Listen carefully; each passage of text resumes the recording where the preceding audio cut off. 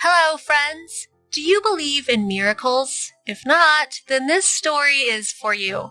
Of course, most people could hardly believe what I will tell you today. And this, frankly speaking, is not surprising since this case is not amenable to science, and no one, not even the most experienced specialists, can explain it.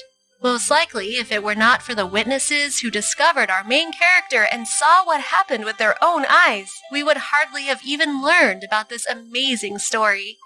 25-year-old American Mary Kranick lived in Minnesota. She was just like thousands of other American women, and at the age of 24, the young woman was pregnant and her loving husband was waiting for their baby with excitement. Everything was going on as usual, and nothing surprising was happening. By that time, Mary was already 8 months pregnant, and there were no reasons for trouble. In January 2014, Mary was driving home in her car, returning from the city. That day, there was a terrible snowstorm.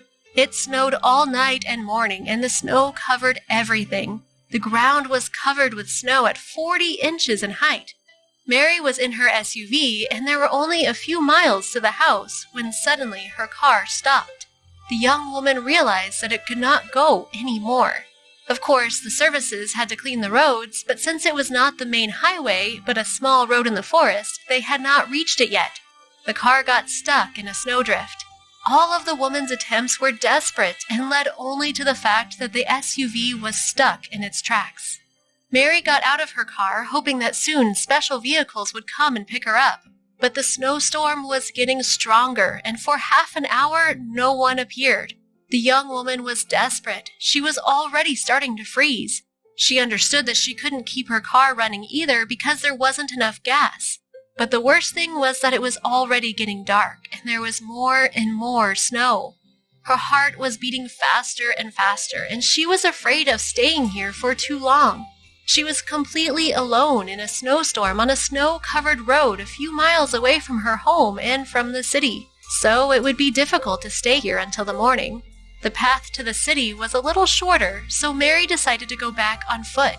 She made her way through the snow and blizzard, and she managed to walk almost half a mile. And then something happened. It could not be imagined even in the worst nightmare. Suddenly, as the young woman was already in a panic, she felt that she was going into labor. She understood that she could not walk any further. She saw a place under the nearest tree where there was less snow. With great effort, she managed to get there. Mary only said, "Lord, why is this happening to me? Help me, please." And after 5 minutes, she lost consciousness from the cold and pain. This could have been the end of the story, and we would never know its continuation. We would only find out about a frozen body found a few days later. But what actually happened after that does not have any explanation. "I do not know how much time had passed since I fainted," Mary recalls. "But when I came to my senses, I felt warm, and my head was lying on the back of a huge gray wolf. He was probably the leader of the pack. The other wolves, and there were about 9 of them, surrounded me with a tight ring, blocking me from the snowstorm. I did not even have time to get scared. It was more like a dream. They did not show any aggression at all, and were going around me like nannies. In about 20 minutes, right there in the snow, I gave birth to my baby. One she-wolf carefully gnawed the umbilical cord and then licked my boy with another wolf. It was as if they clearly knew and understood what and how to do it. The rest of the wolves snuggled and warmed me. The she-wolf, gnawing the umbilical cord, slightly pushed my baby towards me with her nose. My child was crying, and this meant that he was alive. So I started breastfeeding him. All this time, wild predators were nearby, protecting me from the snowstorm with a dense wall. I was like a member of their pack who needed their help. The leader licked the snow and tears on my cheeks.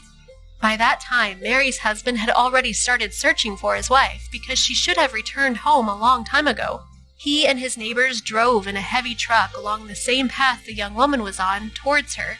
On the road, they found the abandoned car covered with snow and continued searching.